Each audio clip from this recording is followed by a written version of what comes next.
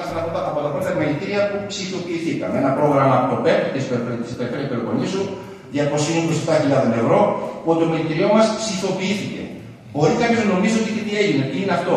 Είναι ένα εργαλείο τεράστιο, κυρίως για τους φοροτεχνικούς, οι οποίοι δεν χρειάζονται να μεταβούν στον χώρο του επιμελητηρίου, αλλά και τον επιχειρηματία, γιατί παρέχει πάρα πολλά δεδομένα στο κινητό του ή στην οθόνη. Έχουμε καταφέρει να έχουμε αυτόματη εγγραφή ατομικών επιχειρήσεων, αναζήτηση επιχειρήσεων, αυθεντικοποίηση εγγράφων, πολύ σημαντικό, παραπήρη επιχειρηματικότητας, πληρωμή συνδρομού ηλεκτρονικά, έγγραφα της επιχείρησης, αιτήσεις ηλεκτρονικές, σύστημα ηλεκτρονικής ενημέρωσης. Ανανεώθηκε η ιστοσελίδα μας. Έχουμε την εφαρμογή ένα application στο κινητό. Έχουμε ψηφιακή υπογραφή που είναι πάρα πολύ σημαντικό γιατί γλιτώνει πάρα πολύ χρόνο. Και έχουμε και το Business Directory. Παρά τα αυτά, έχουμε φτιάξει και τις δύο εφαρμογές για τα δύο Open Malls. Το Open Mall της Τρυπόλεως, του Δήμου Τρίπολης, και το Open Mall του Δήμου της Κοινωνίας. Εδώ θα πρέπει να ευχαριστήσω και το προσωπικό και του Δήμου Τρίπολης αλλά και του Δήμου της Κοινωνίας και προφανώς και τους δημάρχους, διότι και τα δύο τρέξανε σχέση με άλλους νομούς πάρα πολύ γρήγορα. Αυτό που έγινε με λίγα λόγια στο Open Mall της Τρίπολης, όσο αφορά το πολιτήριο, είναι το πολιτήριο επιδότησε 100% με ένα πρόγραμμα 90 επιχειρήσεις στο ιστορικό κέντρο του εμπορικού της Τρίπολης για την τεντοποιία. Οπότε ο επιχειρηματίας έχει μια κοινή τέντα όμοια χρώματα, δεδομένου ότι οι μικρές αστικές πόλεις όπως είναι η Τρίπολη δεν μπορεί να έχει μεγάλα malls όπως η Αθήνα, η Πάτρα και η Θεσσαλονίκη. Οπότε έγινε ένα open mall, ανοιχτό κέντρο εμπορίου. Εκεί λοιπόν ο επισκέπτης βλέπει μια ομοιόμορφη χρειά με ίδια τεντοποιία για τα εμπορικά, με διαφορετική για την εστίαση, αλλά επίσης και ίδιο χρώμα μπροστά στις επιχειρήσεις. Αυτό που έγινε στο Λεωνίδιο, επειδή χαρακτηρίζεται ως παραδοσιακός οικισμός και δεν μπορεί κάποιος να παρέμβει όπως θα ήθελε, εκεί λοιπόν δημιουργήσαμε πάλι δωρεάν για τους επιχειρηματίες του Λεωνιδίου κοινές όμοιες ταμπέλες. Εξυπακούει και η Δημοτική Αρχή έβαλε τα υπόλοιπα και η βοήθεια στον τουρισμό και κάναμε τα ανοιχτά κέντρα εμπορίου. Ένα άλλο θέμα που πρέπει να δούμε είναι η εκπαίδευση και η κατάρτιση. Είναι πάρα πολύ σημαντικό. Διοργανώσαμε ημερίδες, σεμινάρια με έμπειρους και σημαντικούς ομιλητές. Δημιουργήσαμε τάσεις για νέες τεχνολογίες. Περάσαμε μηνύματα για την καινοτομία. Ενισχύσαμε την ανταγωνιστικότητα των επιχειρήσεων και παρουσιάσαμε και εργαλεία χρηματοδοτικά. Προετών ξεκίνησε και τελείωσε η κατάρτιση της ΤΑΠΤΟ. Η ΤΑΠΤΟ είναι μια αναπτυξιακή, η οποία καταρτήσαμε ανέργους και καταρτίστηκε και πήραν και ένα πιστοποιητικό, αλλά και δευτερευόντως, για αυτούς ίσως και πρωτίστως, είχαν και ένα εισόδημα άνθρωποι. Οπότε χρήματα της περιφέρειας αντλούνται μέσω αναπτυξιακών και περνάνε πάλι στην αγορά. Σεμινάρια εινογευσίας και εινογνωσίας. Σεμινάρια για το savoir vivre. Κάναμε σεμινάρια για την εστίαση για τον τρόπο στισίματος του τραπεζιού. Είναι πολύ σημαντικό. Και ο μιλητής και καλεσμένος ήταν ο κύριος Σκλαβενίτης, ο οποίος είναι head sommelier στην Ελλάδα και από τα πιο γνωστά ονόματα του πλανήτη. Επίσης, στα πλαίσια της γιορτής Κρασιού που γίνεται στο Ζευγαριό και στη συνεργασία με το Δήμο Τρίπολης, ήρθε ο πρόεδρος Sommelier Ελλάδος, ώστε να κάνει στην εστίαση παρουσίαση για να δείξουμε τις γεύσεις μας. Έγινε πρόθεση πωλήσεων στο πλαίσιο της Πελοπόννησος Expo. Εδώ πρέπει να σημειώσω ότι το Πλητήριο Αρκαδίας επί ημερών που εγώ είχα την τιμή να προεδρεύω σε όλους τους νομούς της Πελοποννήσου, καταφέραμε ώστε η Πελοπόννησος Expo, σαν Πελοπόννησος Expo, να γίνεται μόνο στην Αρκαδία και να μην περιφέρει το λογότυπο. Ο κάθε νομός έχει δικαίωμα να κάνει την έκθεσή του, αλλά σαν Πελοπόννησος Expo που δημιουργήθηκε τα προηγούμενα χρόνια, καταφέραμε να την κάνουμε μόνο εδώ. Δημιουργήσαμε συνθήκες παρουσίασης, τρόπους για marketing, για ψηφιακή κάρτα, μιλήσαμε για τα μαϊκάτα. Τεχνολογία επιστήμη σε συνεργασία αγαστή και πλέον εβδομαδία, δεν σας κρύβω, με το Πανεπιστήμιο. Με το Δήμο Βόρειας Κοινωνίας κάναμε την πολύ επιτυχημένη παρουσίαση για την ανοιχτή Ακαδημία Ελαιοκομείας. Είναι σημαντικά πράγματα που γίνονται σε δήμους μικρότερους από τους μεγάλους δήμους των νομών, γιατί τονώνουν το ενδιαφέρον των παραγωγών αλλά και των τοπικών αρχών, ώστε να συμπλέψουν για να παρουσιάσουν το προϊόν τους. Είχαμε συνεργασία με το Δικηγορικό Σύλλογο και κάναμε τα σεμινάρια για τους δικαστικούς διαμεσολαβητές. Όσο αφορά την εξωστρέφεια, Στοχεύσαμε στην ανάπτυξη της εξωστρέφειας τόσο του επιμελητηρίου των μελών μας, ώστε να αναπτυχθεί τεχνογνωσία για να έχουμε δίκτυα συνεργασιών. Θα ακούσετε πολλές φορές τη λέξη συνεργασία και σύμπνοια. Είναι λέξεις οι οποίες πρέπει να τις κρατήσουμε σαν κόλλο εφαρμού, γιατί πρέπει να ισχύσει με τη δυνάμει. Για τον σκοπό λοιπόν αυτό να λάβουμε πρωτοβουλίες και υλοποιήσαμε δράσεις είτε αυτόνομα είτε σε συνεργασία με άλλους θεσμικούς και επαγγελματικούς φορείς. Είχα την τιμή να συνεργαστώ και με τους τρεις περιφερειάρχες, και με τον κύριο Τατούλη, και με τον κύριο Νίκα, και με τον κύριο Πτωχό. Το Μητήριο τα τελευταία χρόνια έχει ανοιχθεί και οι συνεργασίες είναι πλέον εμφανέστατες σε πάρα πολλές δράσεις. Προσωπικά δεν με απασχολεί ποιος είναι αυτός που διοργανώνει και ποιος είναι αυτός που συνδιοργανώνει. Εμένα με απασχολεί προσωπικά να συνδιοργανώνουμε δράσεις ώστε να γεμίζουμε δίμερα και τρίμερα και αν και παραπάνω με διελεύσεις επισκεπτών στο νομό μας, ειδικά σε περιόδους που δεν τις είχαμε. Για πρώτη φορά, και είναι πολύ σημαντικό, το Μητήριο Αρκαδίας γίνεται leader, γίνεται επικεφαλής εταίρος σε πρόγραμμα Εράσμου. Έχουμε το A Green Culture. Είναι ένα πρόγραμμα το οποίο έχει σαν καθιέρωση και στόχευση για πράσινες δεξιότητες επαγγελματιών γύρω από την πράσινη μετάβαση στον πρωτογενή τομέα. Επιχειρηματικές εκθέσεις. Στήριξη οικονομική και ενίσχυση συλλόγων και σωματείων. Κάτι πολύ σημαντικό. Οι συνδρομές σας ή τα χρήματα που το Ταμείο τα τελευταία χρόνια έχει τριπλασιαστεί,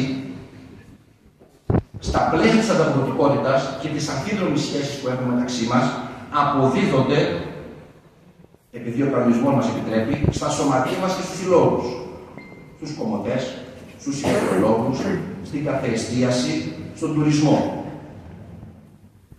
Αυτή τα σωματεία είναι ζωτικής σημασίας, αλλά πολλές φορές τα οικονομικά τους δεν τους επιτρέπει να κινηθούν ή να κάνουν τα σεμινάρια που θέλουν. Εξού και το επιμελητήριο μπορεί ανταποδοτικά, τους ενισχύει οικονομικά, ώστε και αυτοί να μπορούν να κάνουν τις δράσεις τους.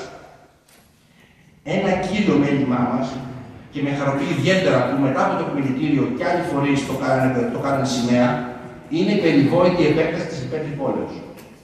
Η Πέτρη Πόλεως, μετά την έλευση των μεγάλων φάρμακοβιομηχανιών και εξού και τη διαφήμιση μέσω αυτών, έχει κορεστεί κατά ένα πάρα πολύ μεγάλο ποσοστό. Εμείς, σαν επιμελητήριο, που είμαστε πάντα δίπλα στον ΣΕΒΙΠΕΤ και στη ΒΙΠΕ γενικότερα, θέλουμε την επέκταση ώστε να μεγαλώσει και να γίνει ακόμα και πιο σύγχρονη. Είναι έτοιμο που το είχαμε και τα έχουμε. Καμπάνια δισακέντια. Αν θυμάστε, είχαμε φτιάξει ένα βιντεάκι, ένα σποτάκι, το οποίο είχε υπερβολικά πολλά κλικαρίσματα, που παίρναγε μηνύματα ότι η Αρκαδία έχει κάτι που δεν έχουν οι υπόλοιποι. Από το κέντρο της εισαπέχει περίπου το βουνό, το Μέγαλο, τα πολλά μας, με τις παραλίες μας, νότια από την Κινουρία. Θέλουμε να περάσουμε λοιπόν μέσα από το βίντεο αυτό, το οποίο επί υφυπουργείας του κυρίου Βλάση είχε μεγάλη ανταπόκριση όταν είχε μεταβεί στο εξωτερικό, γιατί έπαιξε εκεί πέρα και στους ομογενείς μας και προφανώς και τα τοπικά μέσα και οι τοπικοί φορείς το προώθησαν, είναι να παρουσιάσουμε τα πλεονεκτήματα που έχει ο τόπος μας. Έγινε έρευνα από το Μητήριο Αρκαδίας για τη βιωσιμότητα των επιχειρήσεων. Κάναμε ειδική συμφωνία με την αυτοδιαχείριση και όσοι είστε της εστίασης και έχετε μουσική ή τηλεόραση στα μαγαζιά σας, καταλαβαίνετε ότι αυτοί οι φορείς που σας ζητάνε χρήματα προφανώς είναι βραχνάς. Κύριο αίτημά μας είναι να υπάρχει ένας ενιαίος φορέας που να ξέρετε τι να πληρώνετε. Παρά αυτό δεν μπορεί να γίνει ακόμα, αλλά εμείς καταφέραμε και ήμασταν το πρώτο στην Ελλάδα επιμελητήριο που ξεκινήσαμε την ειδική συνεργασία για να έχετε εκπτώσεις με την περίφημη αυτοδιαχείριση.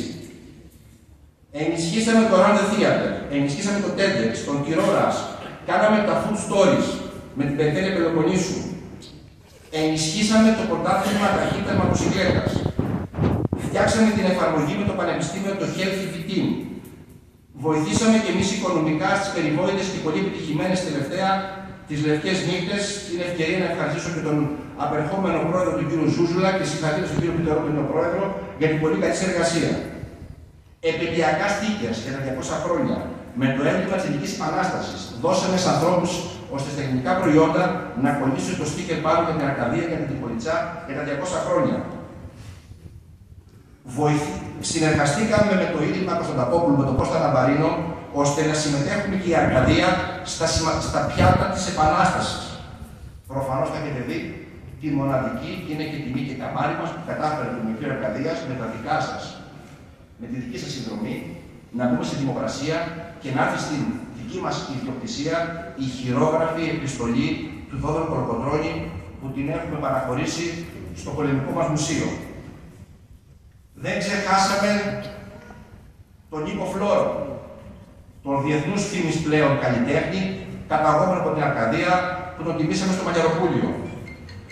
Δημιουργήσαμε συναυλία στο Στήλο Κάψια και εμείς να προωθήσουμε την τοπική στην περιοχή επισκεψιμότητα, στην ξεχασμένη πλατεία Βαρτετσίου.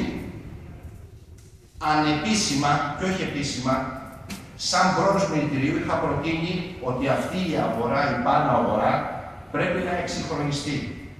Πρέπει να στεγαστεί. Ξέρετε, πολλές φορές τα μελιτήρια με τις δυνάμεις που έχουν παρεμβατικότητα, αλλά δεν είμαστε εμείς οι οποίοι παίρνουν τις αποφάσεις.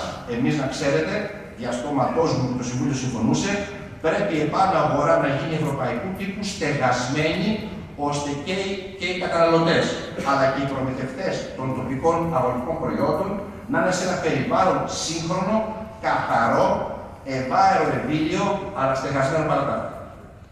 Tripoli Street Food Festival.